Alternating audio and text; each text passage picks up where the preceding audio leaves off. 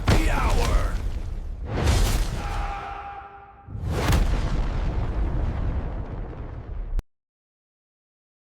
Ladies and gentlemen, tonight on the Slappy Hour, we welcome a man who has walked the line between professional wrestling and pure nightmare fuel.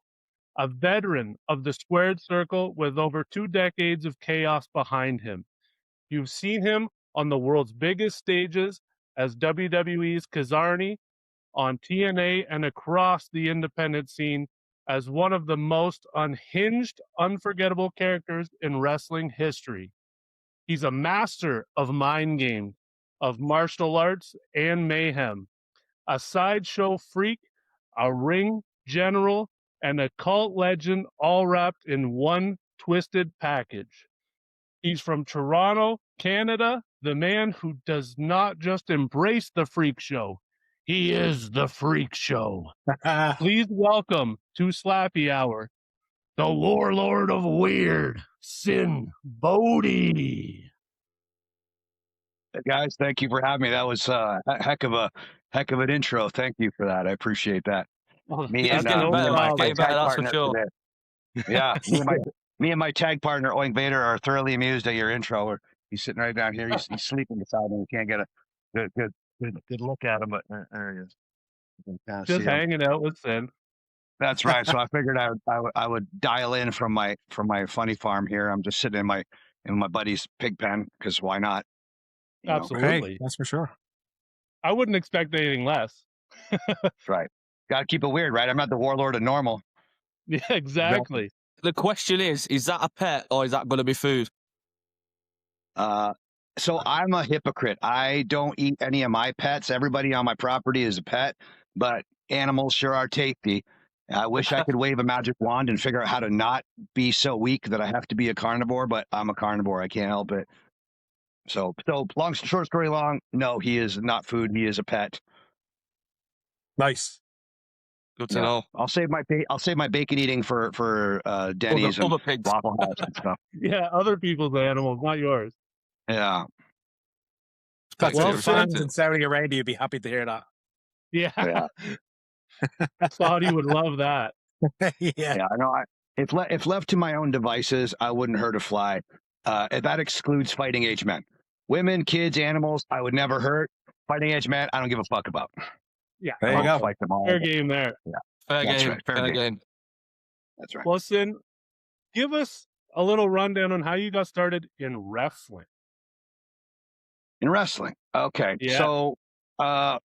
So here I sit on my little funny farm on the edge of Death Valley, surrounded by goats and chickens and ducks and turkeys. And I got a little midget steer walking around my wrestling ring, and I got a 20-foot ring around here and mountains and stuff. So I grew up on a horse ranch, removed from the little. I'm sorry, but I coughed and I scared Oink Vader.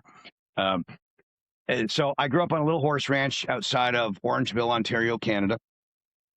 And back in those sort of living on the prairie kind of days, there was no internet, there's no cable TV. I had a couple of channels on the, if you turn the bunny ears the right way on the TV, I could catch Sunday morning wrestling. I would catch like WWF and sometimes some AWA. And again, I was just a scared of my shadow, little artsy fartsy kid growing up, very, very secluded. And it was comic books and Sunday morning wrestling. So like to me, wrestling was sort of an extension of superheroes. And I always wanted to be one or the other. And I didn't have any discernible superpowers except being bonkers. And so, but I kind of was under that impression that you had to be about 7 feet tall just to be a referee in wrestling. So as much as I wanted to do it, I didn't think that it was possible. And then, so fast forward, grow up in high school, grew up with Edge and Christian, who are, for non-wrestling fans, they're big wig wrestlers and stuff. And so we all would clobber each other in high school and play wrestling and all that kind of stuff. And then Edge had his infamous essay writing contest where he won to train with Ron Hutchinson and Sweet Daddy Siki. And he had a growth spurt in the end of high school where he went from 5'10" to 6'5". Wow. And me and Christian, we were late bloomers. So I was I think I got into grade 9 at about 5'6", and I left high school at about 6'1". I'm still So waiting to grow. I know that there feeling. you go. I'm still waiting. I mean, yeah, for me, it's a maturity thing. I'm still probably 13-year-old, inside my head. And so long story short, I went to that same school as Edge and trained with. And again, this was a different era when wrestlers there wasn't so many fast, high-moving, high-flying guys. Like I was a high-flying guy at 245 pounds, jumping around on big, huge, 300, 350, 400-pound guys on the regular. Like nowadays, it's a lot stealthier, I guess is the nicest way to put it, But so, yeah, I love the whole idea of superheroes and supervillains, and wrestling was just the real life version of it. And when I realized, maybe I am big enough to do this stuff, because we saw cruiserweight wrestling, and that's stuff I didn't see as a kid, and Japanese wrestling, lucha libre, and different things. So we're like, hey, wait a second, my runty 6'1", 245, I could maybe do this. So I was like, heck yeah. So I went and trained, hit the road, and traveled all over, kind of like Bugs Bunny, just zipping all over the map, like traveling and wrestling. And no, what's up? What's up, man? What's going on? There he is. There's Dwayne Bader. What's up, buddy? There he is. Hanging out with my boy. So anyway, so he when he wakes up, his first initiative, he wants to make sweet love to my leg. He wants to turn my leg into his girlfriend, and I'm like, not happening, dude. Not on my watch. Like, we're friends, but we're not friends. We're not that good of friends. That's right. We're not that good of friends. So that was basically. I know that's my. I'm naming him after my little brother. This is Steven. Hey, Steven. Steven. Oh, turkey. You gonna gobble for the guy, Steven? He's just like class. It's like, what are you clowns up to over there? He's like, he's always looking. He's always watching Oink. He's got one eye on Oink all the time. He's like, I don't trust him. He's a pig. I don't know what he's capable Waiting of. for Oink to get him. Yeah, he's not a respectable turkey. He's a pig. So it was funny. So I rescued him on a total side note. So I rescued him a couple of weeks shy of Christmas, and it was my wife and I and a couple of really nice people up here in this little town on the edge of Death Valley, we put on a yearly Christmas charity wrestling show. Wow. And so I'm proud to say this year was our third year, our biggest year. We did a totally free show, and we fed and gave toys and stocking stuffers and everything to like about 2,500 people. So that was cool. So about a week and just a few days before the show. What's up, man? There he is. About a few days before the show, my stepdaughter calls me up and she's like, I'm begging you, please take this pig from this kill shelter. She's a vet tech, and she volunteers at this kill shelter in North Vegas. And she's like, look, he's an old guy. He's probably on borrowed time here at this kill shelter. Like, would you please get him? And I said, absolutely, I would. So I jumped in my truck with the biggest dog kennel I had, that would suit like a giant, like English, like a Mastiff or something. And so I got there, and sight unseen, because he's a barn animal, so I fill out paperwork, bring my truck around the back to load him up, and they walk him out, and he looks like a Star Wars creature, and they're like, he's not going to fit in that kennel. And I'm like, oh shit. So they're like, would you mind if we put him in the back seat of your truck? And I was like, of course, sure. So I'm kind of thinking on my feet, and I see four dudes, like they put him up this ramp, and it takes four dudes to get him up into my truck. And I'm thinking, holy crap, how am I going to get him out of my truck? And so I bring up the Christmas show, because I had my wrestling ring on a trailer in front of like my barn entrance, where I would, safely drive him into like the gated area. And I'm thinking the wrestling ring is kind of cock blocking my entrance to the back. How am I going to get him in here? I'm thinking, well, I got an hour drive to Death Valley to figure this out. So I'm driving it on the squiggliest, wiggliest part of the road, going through the mountains where I have no reception or anything. This pig decides, like, I'm reaching back and scratching his tummy and kind of singing to him so he could get used to my voice. And about halfway through these mountains, he decides, they're like, bro, we're going to bond. I'm coming out front with you. And he's about 200 pounds. And so he hopped up in the front, and I literally had to kind of grab him like at a headlock and like safely, so he wouldn't squirm. But as soon as I put my arm around him, he just clumped down beside me, like in the like between the two front seats. He sat there, and we just hung out, and we just drove the rest of the way. We're like, it's like that. What's that brother-in-law movie? Like, did we just become best friends? Yes, Yeah, definitely. yeah. Hey, do you like guacamole? That's right. That's right. I have. He has yet to put his balls on my drum set, but he does try to like take my date on a leg on a first date every time. That's Brilliant. And awesome. so I got into town and I literally drove straight to like the feed farm where I get my supplies, and there's an old Vietnam vet dude that runs the place. Him and his wife, beautiful people. And I was just like, dude, I have no idea how to get this pig out of the truck safely. Like, would you help me out? Especially because I couldn't just take him into my backyard, into my back area where like I have there he is. He's just chilling out. And so he's like, yeah, I'll help you out. So we were sitting there like Dumb and Dumber, giggling, trying to figure this out. And I put a bale of straw down in front of my truck, and I thought, all right, we'll get him to the ground safely first, and then we'll figure out how to get him into. So I'm sitting in a giant, like a chicken run right now. This is his temporary guest house, and outside here, I'm building him a nice big, like a big, huge pig paddock, pig pen, pig shack. Yeah. And so I'm going to finish that up today before I fly out to do shows and stuff. But yeah, so he just hopped out of the truck, like, where are we going, bro? I didn't have to put a leash on him or nothing. Just he followed me like a dog and just walked into this little cabana here. So he's in his guest house. Oh, there you go, Steven. What are you talking about, Steven? What's up? They put the camera on him. He kayfabes, but Yeah, please God. that's right. Yeah. So I'm just in the middle of building up this house. So after I do this, I gotta hit the Tractor Supply place and get a gate, and then that'll be that. I gotta put up his little pig shack. It'll take me a few minutes. Gonna be Gotta do all living that today large before I over there. fly out. So there you go. He's gonna be living large. That's it. So I in all of my ramblings, we can talk about Power Slap if you like. Yeah, I could bullshit about my pig all day long. Right? There it is. Yeah, it might be time for some slap questions. Definitely. Yeah, I got one little segue into it. How did you get from wrestling into Power Slap? Like, how did you get into your role today? So Dana White and his team, Frank and Hunter, I guess they were sort of spitballing ideas of how to grow Power Slap and how to cultivate new competitors and, and all that and stuff. And so I guess Dana had the idea of, well, pro wrestlers, they jump off of ladders and tables into thumbtacks on the regular. So getting smacked upside the head should be within their wheelhouse. And they're fun on the microphone, personality and characters and all that kind of stuff. So they're like, okay, yeah, let's get a bunch of pro wrestlers. And, there's only so many opportunities. Like, how many main event spots on WWE, AEW, TNA, New Japan, et cetera, are there? Yeah. So their next thought was like, all right, who do we know who can scout these guys and give these guys and girls, opportunity and, bring us the right people for the gig. And I guess all eyes pointed at this guy.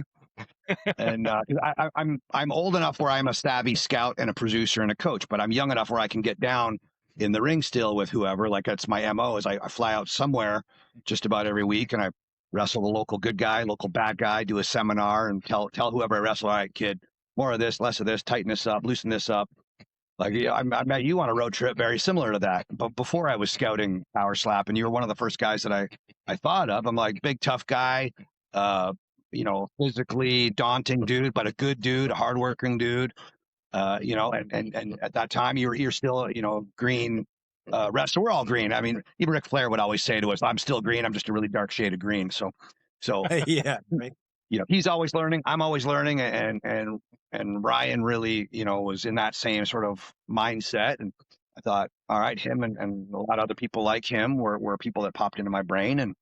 And so there you go. So as I travel the world, wrestling, I use that as a double dip in the opportunity to scout guys and girls that I think, should have an opportunity that are not getting an opportunity. What was your opinion of Power Slap then compared to now? When I first saw it, I thought it was cool. It was different. I thought it was nuts. And until I really zoomed in and took a closer look and realized what kind of science goes behind it and really what goes on. And for all your fans that are dialing in and you're hearing like, I don't breathe funny, this is my pig making all these noises in the background. He's totally checking out the phone. He's like, yeah, there you go, buddy. And So yeah, so he's making what they call happy noises. So I'm scratching behind his ears, and he's just like, "All right, I'll stay away from your leg.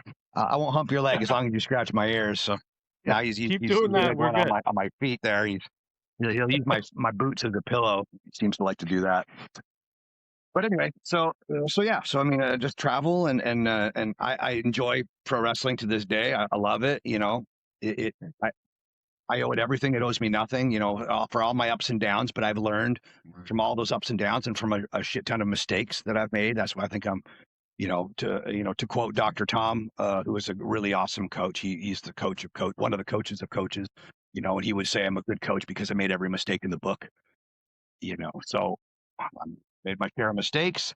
And when I see, and I've had opportunities, you know, dangled like a carrot in front of a donkey face, and you know, in a wrestling world, you know, it's not a meritocracy. It's a work, to use like industry jargon. Like you're not winning or I'm not winning because you're the better wrestler or I'm the better wrestler. You're winning because Triple H wrote it on the paper, or Tony Khan wrote it on the paper, or Tiger Hattori, or Conan, or Billy Corgan, or whoever the booker is. You know, so where the power slap was intriguing to me because it was legit. It's a suit, as we would say.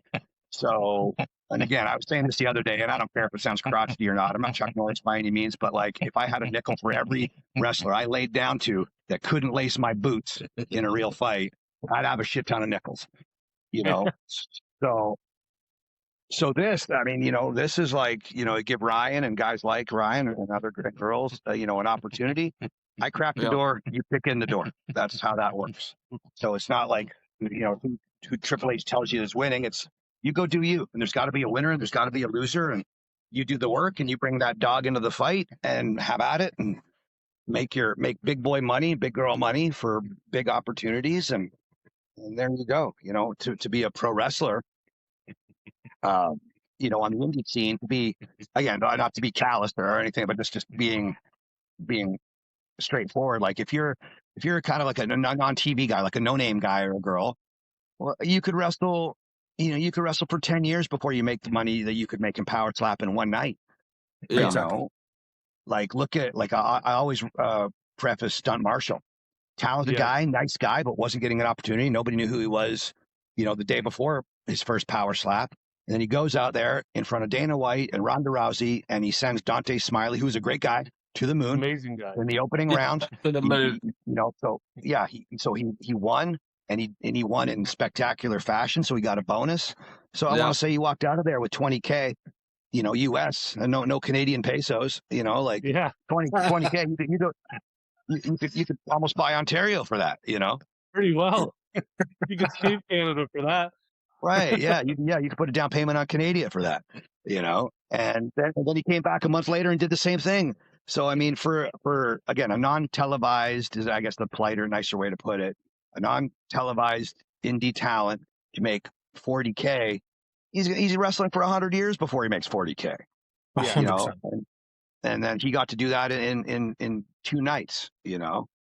And then now he's got promoters knocking down his door, you know, this, that, and the other, and he's got lots of opportunities, and there you go. And you know, I use the term office. Like when I first said the office in front of like Dana and Hunter and Frank, they were like, what? I go, that's just wrestling speak. I just, when I'm talking to the boys and I say the office, I mean you guys. They're like, oh, okay. So like I'm learning about their stuff, they're learning about my stuff, and it's very adjacent. Like being at Power Slap is not pro wrestling. I do not want it to be pro wrestling, but it is pro wrestling adjacent in the sense that booking smart matches that are going to draw money, you know, promoting, you know, and all that kind of stuff. Value. So what do you look for when making matches? What's your biggest draw when personally? What's your biggest draw when you're looking for matchmaking? So a famous old wrestler, one of the Four Horsemen, Arn Anderson, once told a bunch of us as we were kind of rolling around the ring. He said, I want you all to be different. I'm a capitalist. I'm an individualist. There is no set formula for X factor. It is an untangible. You have it or you don't have it. What that might be. So again, to go into a wrestling example, like if you took Rey Mysterio, King Kong Bundy, Road Warriors, Ric Flair, Gangrel, Hornswoggle, and Andre the Giant. You line them all up. They all look nothing alike, all different shapes and sizes, different styles of wrestling, and yet they are all stars. Yeah, absolutely. So I look at I asked the question because I'm thinking of people that might be watching it and want to get into Power Slap. Obviously, they need to know what they might need to bring to the table. Do you know what I mean? They need something to stand out. At the top end, we can also bring some be tough as nails, be able to give it and take it, be easy to deal with, be entertaining when the cameras are on, behave yourself and be a professional, out and about around the fans. And when the cameras are off, don't be a dickhead. If you want to slag your opponent, to sell tickets, sure. But in the locker room, behave yourself. Don't cause any bullshit. Answer your emails. Be nice to fans.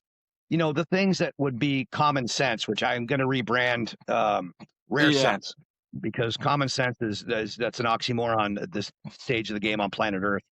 It ain't so common. That's for sure. Yeah, it's definitely not common nowadays. Yeah. Right.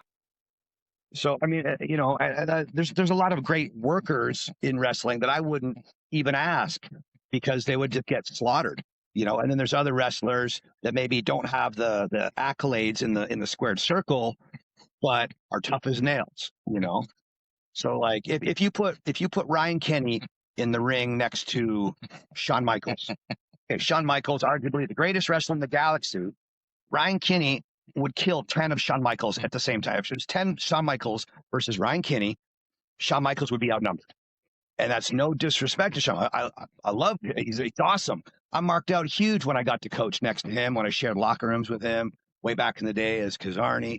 I coached under him at the WWPC in Orlando. Thoroughly marked out. I mean, nothing but respect for Shawn Michaels. He was always super cool to me. But for a shoot, there's a lot of guys that could whoop Shawn Michaels, that don't have the accolades of fame. Does that make sense? You know what I'm trying to say? So, like, if nobody knows who Ryan Kenny is until he's on Power Slap, but you put him face to face against Shawn Michaels, like, it's just no contest. There's other guys like there's guys that shiny undies and long nice hair and lots of baby oil on them, and couldn't fight their way to a wet paper bag. And then you've got like Doink the Clown, who was he was a military guy. He legit had been to war. So like he'd turn you into a knot before you knew what hit you. He was just playing a role in a fixed business. So like when I first, I know Oink's all about this. Oink's just chilling in there. You want to tag in and do some of this interview? See proof. He's trying to get down my leg. I'm not going to show that on air. He's not going to make kid porn in front of you guys. You guys brought me on here to pretend to be an adult. Different channels for that bestiality. Different channels. Yeah. That's after the podcast. Oh, get off me, man! Come on, get off. So he's going to my other leg. He's Oink is distracting me, but so there. So when it comes to like going out and finding people, obviously you have social media now, which is massive, and I mean, like I could scroll through social media all day and I could find 5 or 6 different, crazy, you've got the Russians, like I've seen some crazy things over the past couple of weeks and since I've been to Power Slap, and I'm like, Jesus Christ, the first thing I think of is like, that guy is a specimen. I'd love to see this guy go in and 1, take a slap, or 2, throw a slap. So, sure. How much am obsessed with looking. So, when I first got hired to do this, so I called wrestlers that I knew, and then and they were, I'm using my locker room rapport to facilitate trust. Going, oh, Sinn wants to book us for this. He's not going to lead us off a cliff. Like, he's got our best interest at heart. And I appreciate every guy and girl that trusted me while I was new to the booking side, where they're like, is this guy really booking, or what's really going on here? So now it's commonplace to know, oh yeah, Sinn is one of the booking guys. But then, back then, like, rewind half a year, people are like, is he on the booking? Like, so it was just rapport. And now I literally scour the internet and my contacts and my friends and friend of friends to go, who would be good on this, and always keep an eye open. And I mean, man, I've got some awesome people locked and loaded, ready to go, and it's just a matter of Frank and Dana and those guys just to pull the trigger on some of these guys. But I've got superheroes, guy and girl, waiting to go. I've got bare knuckle fighters and BJJ guys. I've got strong men, arm wrestlers. I've got Nigerian soldiers. I've got Japanese sumo guys. I've got all sorts of fun stuff from Russia to Japan to Uganda to Nigeria. You name it. Parts unknown, I think, even. Yeah.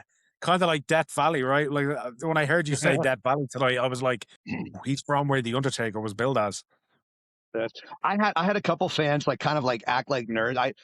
And they're like, "You're not from Death Valley. Undertaker's from Death Valley." I'm like, Undertaker is from Death Valley in a sports entertainment way. I am legit. I legit reside in Death Valley. So that's awesome. Beat it, Yeah, get out of here.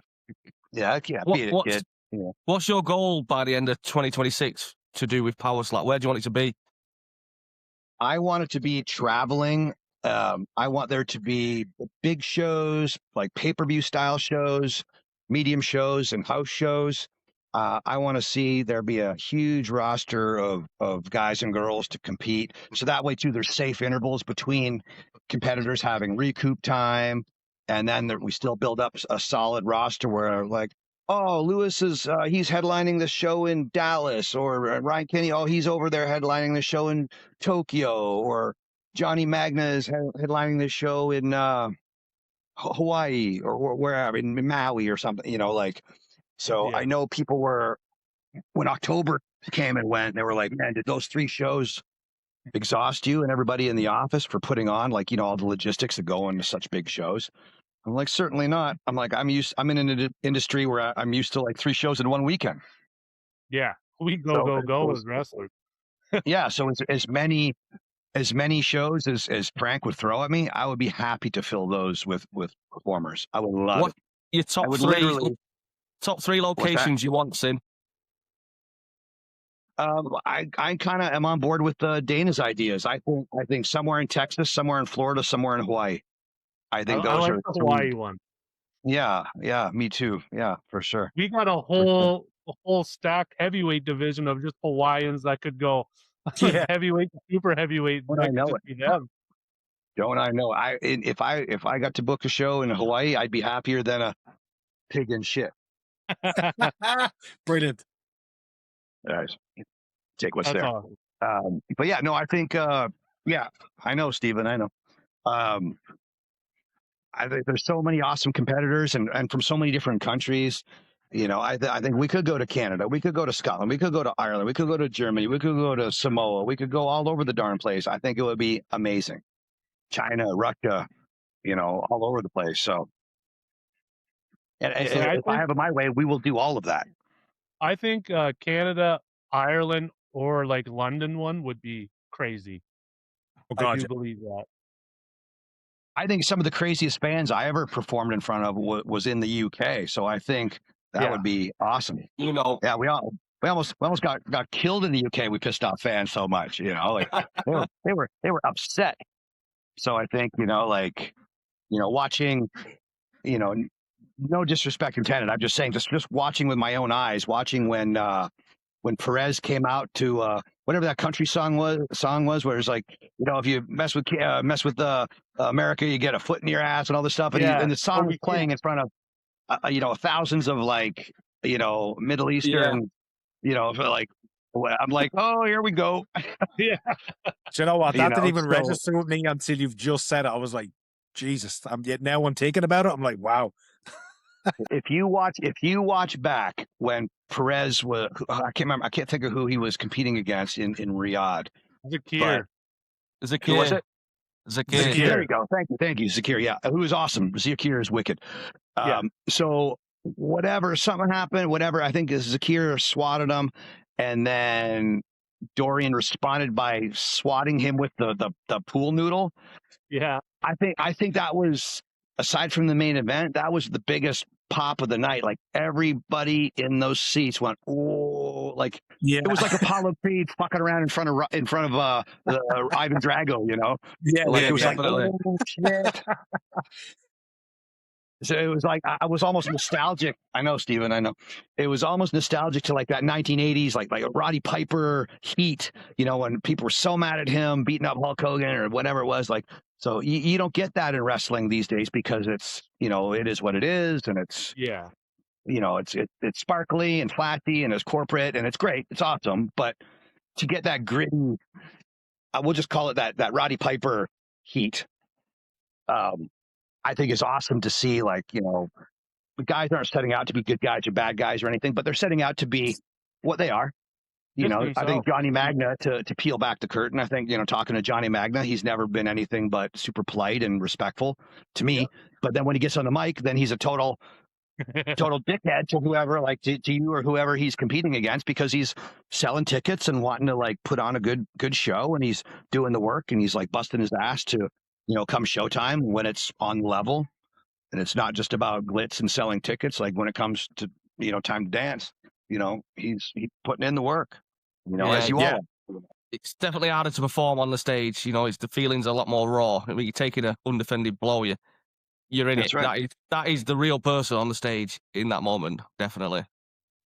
That's right. I mean, the first combine, so Ryan was on the first combine that I brought in, but the first combine that I attended right before that, so like I got hired, and then I was the next day or two days after I got hired, I was there just to observe like a combine, just to see how it kind of worked. And I saw a lot of big tough guys and girls and whatever, and they were fine and they were strong and this, that, and the other. But as soon as they had to hold a microphone and introduce themselves, like I could hear their knees knocking in fear. Like the average bear is not thrilled with being, you know, looked at by a lot of other people. Like public speaking, public viewing is very hard for the average human to endure. But pro wrestlers, it's like it's spinach, not kryptonite, you know. Yeah. So I think so. You bring in people that want to perform but can physically get it done. That's kind of to answer Lewis's question. Like, you know, have some personality, but be able to get down when the you know, when the ref says go. Yeah, it's a fan. You see what you're made of. Yeah, in wrestling terms, like you would say, I want somebody with steak and sizzle. I don't want somebody that's all sizzle and no steak. You know, be flashy, be this, be that, be whatever it is, but let it be organic. And underneath all of that, you need to be bad motherfucker. Yeah, you can have personality, but if you can't slap fight or take a slap, then there's no point being there. You'll be exposed real quick. Yeah. I mean, that's going to be the easiest and hardest 5K you ever make. You know, getting put on your back in the first round when you realize what planet Earth really, you know, boils down to. So. Carl puts his hand up. Oh God, that's the beauty of the sport. These people, they don't know what the chin's like until it gets checked. They can come with all this energy, but until it gets cracked at 100%, that's when we find out who you are. With no defense. That's 100% true. And it's not like, you know, I mean, I've had wrestlers, I've offered it to wrestlers and different, like, you know, boxers, MMA guys, rodeo guys, pro wrestlers, whatever. And some of them were like, yeah, hell yeah. And other ones were like, fuck no. You know, so it just lets you kind of know where their mindset is, where their grit is. And some of them maybe don't need the money. Some of them do. Some of them just want to find a legal reason to clobber somebody, or somebody wants just an opportunity. Somebody wants to feed their family. There you go. Look, there you go. It's just being honest, you know? Yeah. Like Dante.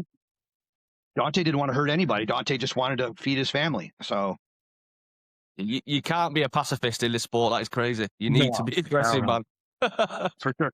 Yeah. And, you know, knowing when to turn it on and turn it off. Like, again, my thing was, I was telling somebody this the other day, but like, my running gag whenever I go into a meeting with Frank and Hunter and those guys is like, their answer is no to my first question. I always start out with, "Are you gonna let me compete?" And they're like, "Fuck no." Yeah. And I always say, "I'll sign the waiver. I'll, you know, whatever," because I'm disqualified for my age. Like I'm 52, and the competition scale is 21 to 40. What is the age limit? 21 to 40 is the preferred bracket, but they'll extend it a couple of years if there's some extraordinary circumstance, whatever that might be. you Okay. know, but they even late 30s or 40 is still for them is a slippery slope, Pushing you know. it, But yeah. I just told them, I said, like, for me to be able to book these guys and girls to do this, I really just I don't want to hit anybody, but I want to put my money where my mouth is always. Like, I would never teach you a wrestling move that I wouldn't do or take. Yeah. You know, so same. Like, I wouldn't like. I've been in wrestling matches with guys like the Road Warriors or King Kong Bundy, where like it hurt more than some bar fights I've been in. I know, Steven, you know, and so I figure, like, I've been hit by some Mack truck humans, and I'm still here. So yeah, well, I that's figure a again. perfect segue. Ryan has a question that he asks everyone. You have to ask it, Ryan, while we're on it. Since they won't let you compete, what would be your dream matchup in Power Slap for you? Anyone alive or dead? Who would you like to stand across from on the Power Slap stage? Anthony Fauci. Anthony Fauci. I don't think he's your weight. That's a free win. It's got to be a weight category. I give him the first. I know, Steven. I know. Me too. Yeah, I'd give him the first 10 slaps. I'd even let him bring a baseball bat and make it fair, bro. Brilliant. I love it. But as far as like got like just the dude like it as a fantasy booking, who I would. That's a really good question. You know, not to like waste too much time letting my hamster on my wheel spinning between my ears think about it, but Say, like, we've seen things online with you and KO Chris saying you'd love to do it with each other. I'd be happy to see KO Chris or No Love. I like to see them be successful. I like to see you all be successful. You know, like No Love, I have so much respect for. And we get along great. But when I first arrived, like, he wasn't so thrilled about having wrestlers on the scene, and then we eventually got to talk face to face, and we were very cool with each other. And he sort of explained his point of view, I explained my point of view, and we both saw the light in each other. I made him see it my way, he made me see it his way. We both sort of met in the middle, and now we are very cool. You know, I've got all the respect in the world for him. I think he's awesome. And but no, and Chris, I'd like to see him make money in his division, and you know, and again, there's only so many spots for so many guys, and you know, some of these guys, I'm not saying Chris, but I just think some guys, like, they're like, what can I do? And to Lewis's question earlier, what can I do? Like, don't get yourself in hot water. Don't, you know, keep your nose clean. You know, like, don't cause issues. Don't do bad stuff. You know, don't do stuff that's gonna put. I know. Oh, where are you going, man? He agrees. Oink Vader agrees with me.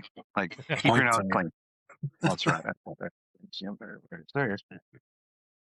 So, but no, I like Chris just fine.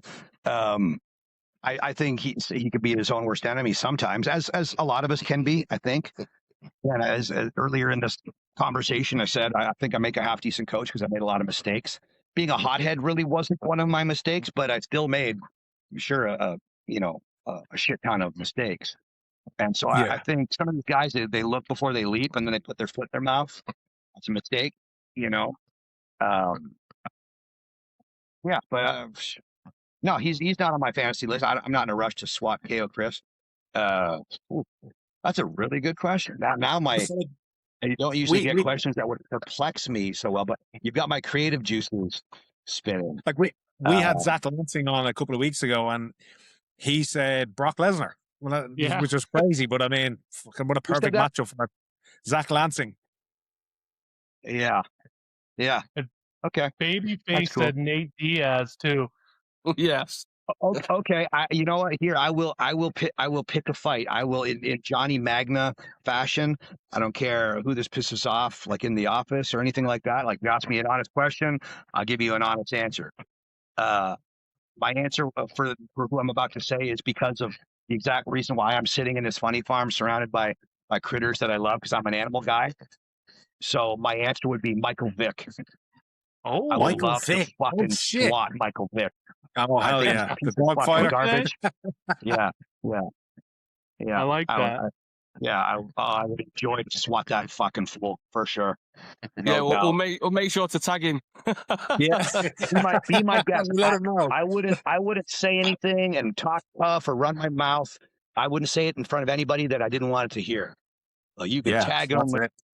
I don't give a fuck, because at least, like, I'm not saying that I would win, but I'm not saying that I would lose either. And I'm saying, like, at least that's a, like, Fauci.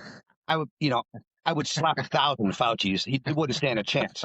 Michael Vick, that's a badass dude. We love that energy. I just don't like him. I don't like him and his values. So I would enjoy to clobber him. So there would be my motivation. Like, when I see some guys that have their headsets on, and I see some. Are you guys there? I see the thing spinning. Are we froze? Are we good? We're still there. We're there. We're still there. Okay. So I see some guys, that they're listening to, heavy metal music or rap music or whatever to get themselves pumped up before they compete. If I was to compete, and especially against somebody like that, or anybody really, I would just watch some of those little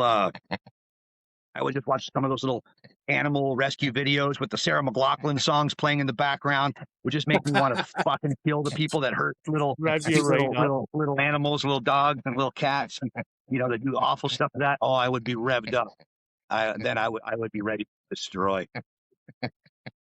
I love it. So there's my one. Michael. I know like Steven agrees. I think they all would agree there. Yeah. Yeah, I would give him a fighting chance, and I don't know how old he is now or whatever, but not even in his prime or my prime. I would take him right now at 52 if he signed a waiver. And if that payday was to his liking, which I'm sure he doesn't need any money, but I would do that for charity. I wouldn't take a dime from it, or I'd send my whole payday. I would send it to donate it. Stuff. Charity right there. Yeah, I would do it for in the eyes of like charity or whatever. What's the right term? Like for the purposes of charity, I would do that. Yeah, I like that. There you go.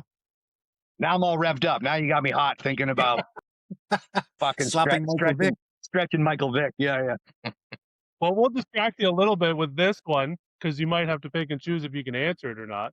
Okay. Are any of us three on the radar for the card in March, or the rumored one before that we're getting word of now? We've heard of one in February, apparently. All three of you guys are. The office likes all three of you guys, and you guys will all be on somewhere. Yes. You just want soon. We're hungry. We want to fight. I love the professional answer. I need redemption. No, it's the truth. I'm not going to spin doctor anything, and if I have to make calls that sometimes like guys won't like, but I'll tell you straight. And if like the guys message me all the time, and hey, did you hear anything yet? Like, not yet, or I'm working on it. I don't ignore them. I don't like to be ignored, so I don't ignore anybody. But if I don't have info, I'm not going to ignore you. I'll just say I don't know that yet. I don't know. I've bugged you a couple times. Are we ready yet? Right. And but no. I would love to see there are enough shows for all these guys to. I would like to have the problem where like we have to find more guys and girls to compete. Yeah. To facilitate that many shows. And I think something we've toiled around to is like, again, just in wrestling jargon, doing maybe some more house shows, like doing just like prelim shows where there's maybe guests or whatever, just like when they do the prelim matches, but just to show up just prelim matches, like maybe at the Apex, filling up some dates there and just getting guys and girls experience. So when it comes to the main shows, they're ready to go. What's that? How they do the UFC fight night, where it's not a pay-per-view, but they have, a decent card of up-and-comers, and then you have your pay-per-view towards the end of the month or the next month. Like, I would love for that, like, more, or like prelims, like you said, but they're not. They're their own fight night, slap night, you could call it. There you go. Take that. That would be to get guys and girls get their feet wet. Because again, like the protocol is to have them compete on the prelims before they do a live show. That way they can kind of again just get their feet wet, see what this is. Get the fouls out of the way, feel what it's like to be on stage. Yes. Have you ever thought about letting them compete at the combine? Well, that's essentially what I mean by a house show is like in WWE there's the PLEs, the pay-per-views, there's Raw and SmackDown, there's NXT and so forth. Then there's house shows, so I think in the term of a house show, I would run as many as I could at the Apex and get guys and girls to have more experience and so forth. So then when it comes time to a bigger show in Vegas or overseas or wherever, then they've had a match or two under their belt and they kind of know what they're in for, and they can kind of be prepared. Even the I bringing think the that would be road to the very title cool. show back would be good. Like how they had the road to the title season 1, 2, and 3. Something like that would be cool too. Again, bring it back. Yeah. Because then they can at least get on stage where it's just in the Apex, and you're just competing in front of the big higher ups, the office. Yeah. Like, not so filled with fans.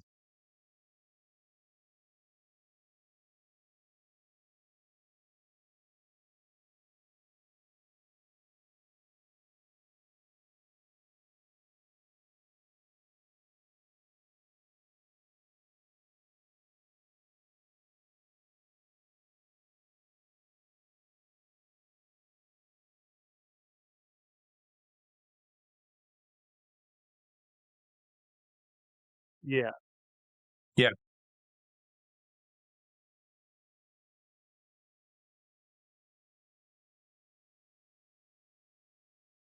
Yeah.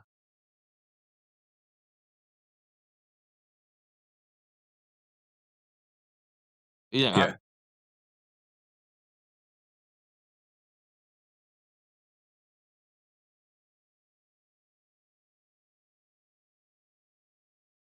I've been wanting more. I wanted more fans every time. Like, I was hoping for Saudi that, just because we were there, we didn't have our own people. I thought maybe they'd let people in to watch it more.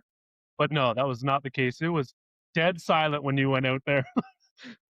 It was wild when I was on stage, man. It was wild. I loved every second Well, of I that. went out and I always try and when I was with Johnny, I slap the stage, I get revved up and try and fire up the little people that are in there. There was nothing. It was like silence. I swear I heard my voice echo back. I was like, oh, okay. It was like a shock. I expected something.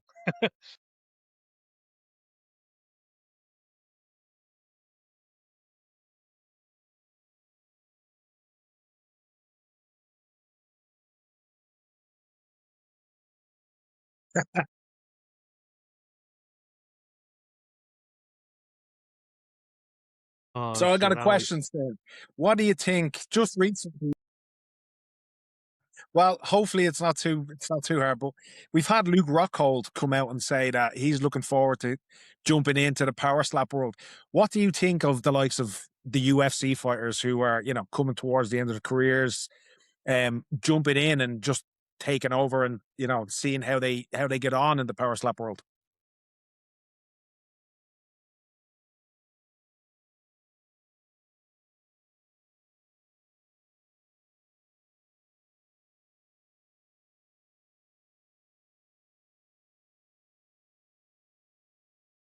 Awesome.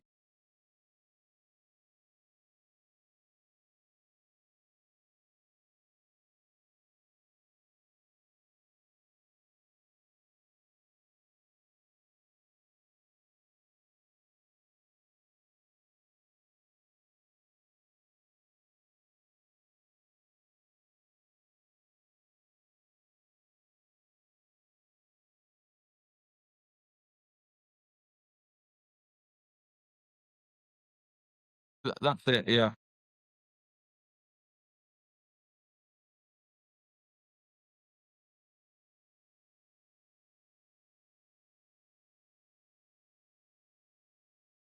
Hell yeah.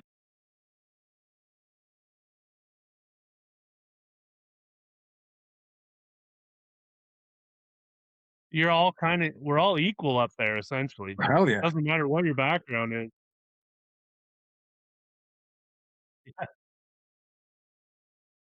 That's what's up. Yeah. And we've I agree. seen it with MMA people or people with boxing backgrounds that go to power slap or slap fighting in general. They tend to want to move when there's a strike coming at them, so they tend to flinch more because they're trained to tuck roll with every punch, right? So it's hard to get through your mindset.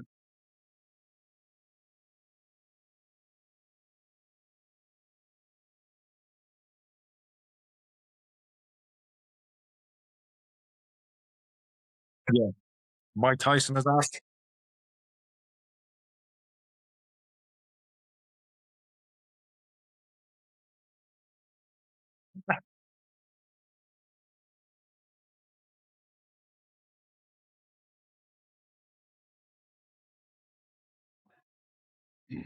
Yeah, you don't know.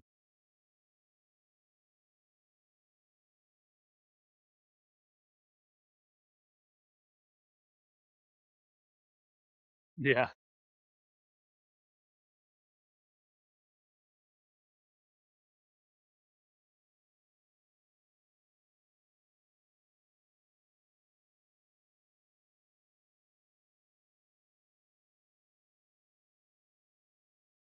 yeah,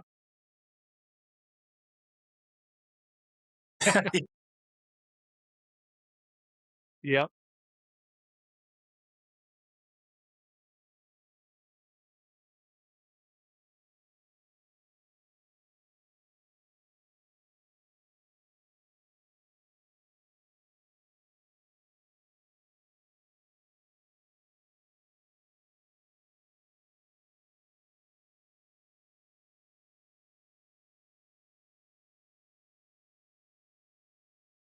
yeah,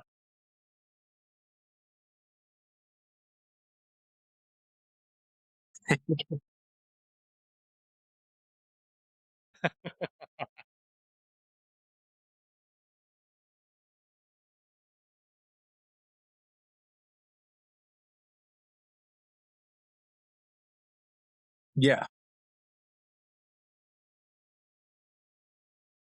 Yep. You gotta go to that dark place.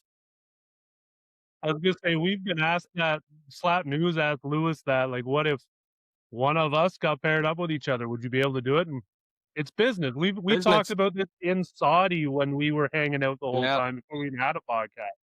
It's business if we're across from each other. I'm not gonna want to kill you, but I need to. I'm sorry. We're good friends, but we're on a stage. I hate you. And then we get back off the stage, I'll buy you a drink. Yeah, we'll That's go it. have a beer after. It's the Canadian and Irish and British way. We just drink after. That's We'll have it. fun. Yeah, for sure.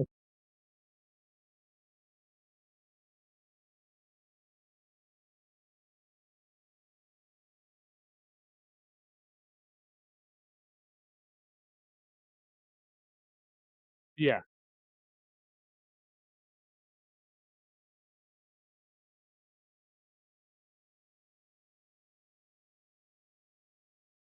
Yeah. Oh, hell yeah.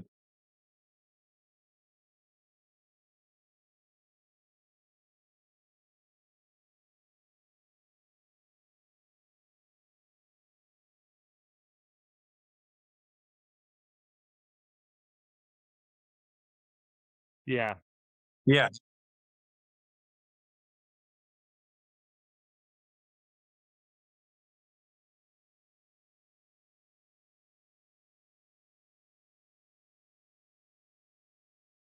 yeah.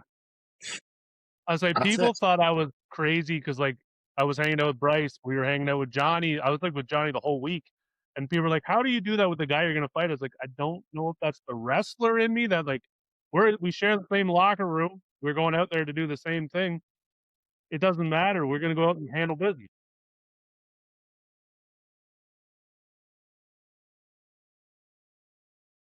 Yeah.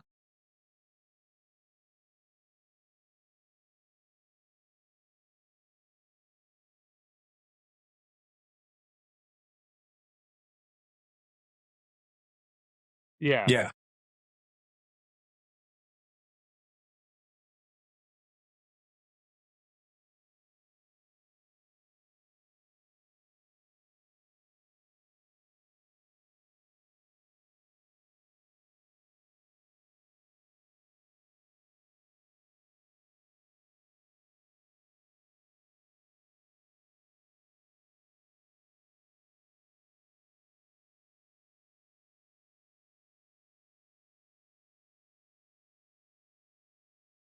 Yeah, but I mean, like, you've seen it back in like the early UFC days, like where people were saying it was just basically human cockfighting, it was stupid, people were going to get yeah, hurt. You've had more people hurt in boxing than you have in UFC, and it's just the same as powerlifting. Yeah, Yeah, exactly. And like the thing is, even with a boxing glove, you're taking countless punches in a round, if not the entire fight. Whereas you could go in and take one slap, and that be the end of the night. So the idea that there's much brain damage, I don't see it. It's there's not enough force too many times for you to. Totally different. Yeah, yeah, yeah, absolutely.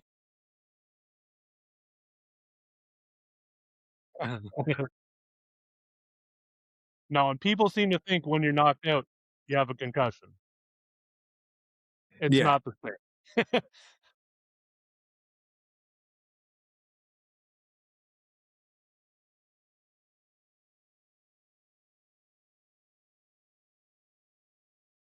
yeah, Yeah, like what was it? When I saw the first after Vegas, I saw Stunt and Dante at the bar. The second I got back, I was like, "Dante, you all right?" He's like, "Oh, I'm fine." I was, all right, because that was the scariest knockout I had ever seen. Like I've watched MMA since I was 12, and that was right up there. And he was that's it. fine. I mean, I was the same. I obviously how my fight went. Um, Yeah. like I've So never how'd been it put go? down in a Refresh. fight. I've never been knocked out. But when I came to, I was like, fuck. I guess I lost that one. But then a couple of seconds later, I was like, cool, I'm good to go. Can I leave? So yeah, Yeah. yeah. Yeah. I got another question then for you, Sin, because we've made it clear what we would like to do with this podcast. How do we get press passes or invites to events? Because we would Hell love, if yeah. we're not competing, to be there so we can interview fighters and do stuff like that.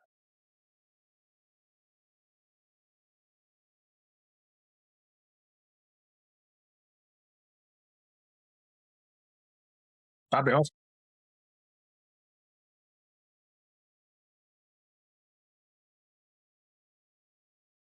And Yeah, like we're like the every start of that fighter we've joke, like had Paddy on, English man, Paddy Irish man, and Paddy Canadian man. yeah, and every fighter we've had on has said they've enjoyed, not necessarily more, but they felt more comfortable in this podcast because they know we all share the same stage, and they were able to open up more and just have a more relaxed conversation opposed to cut and dry. This is your 5 minute mark. What do you got to say? Type thing. So we Yeah, we would love to just be able to go and do that.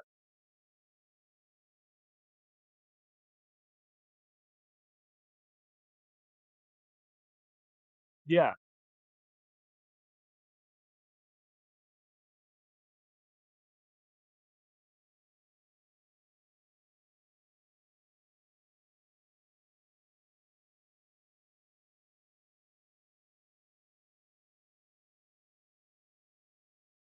yeah, That's my thought. awesome. Like I want to know, we Sim, said from the get go, before you do go, I want to know what fights you do want to see this year, Sin. What are your fights to watch? in any division, like what are some ones you really are interested in seeing? Without Mhm. giving too much away, obviously. Yeah.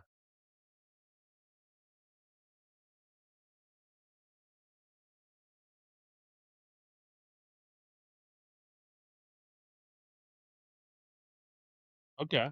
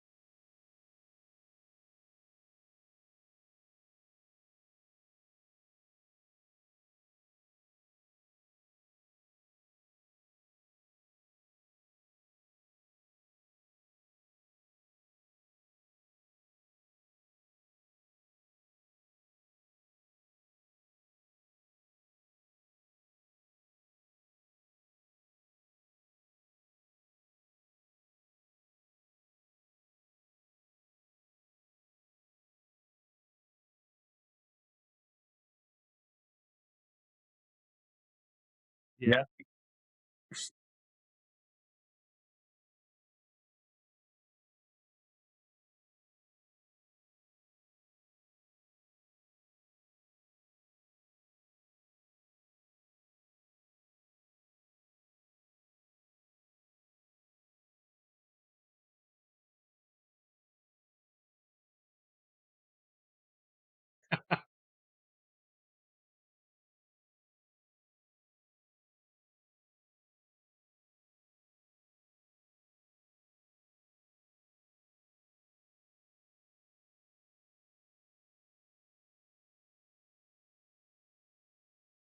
You're gonna bring in some more nightmares.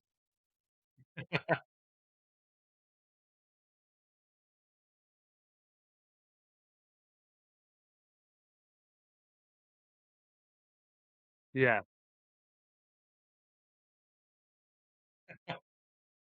Just got to cut a promo in the farm, right?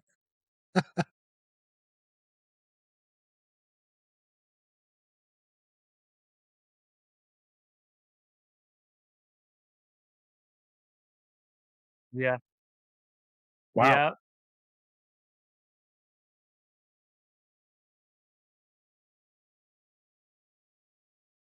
Yeah. Yeah.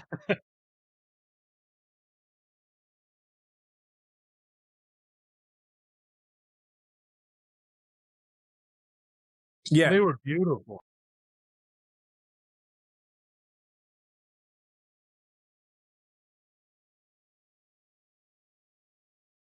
Yeah.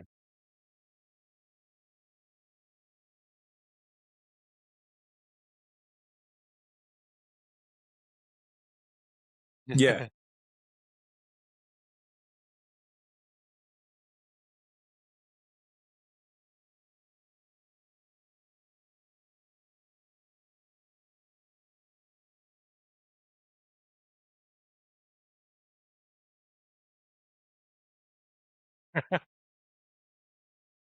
I love that. Let's hope that's the guy that we gave the jerseys to. Yeah, I gave a jersey to a guy, and Carl Same gave a as me. shirt to a guy because they want. The Yeah. one guy's like, "How do I go about getting one of those shirts?" I was like, "Well, I actually have mine from my first fight with me, and it's big. I don't need that big." I was like, "Do you want it?" He goes, "Sure." And then the whole rest of the time after, yeah, Why? but nice. They were so nice.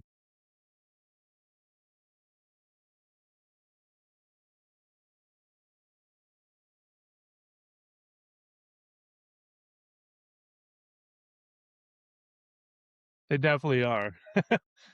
Yeah. We'll let you do that. Thanks again for joining us. Then Great. Thank you so We'll much. see you soon. hopefully we hear from you very soon.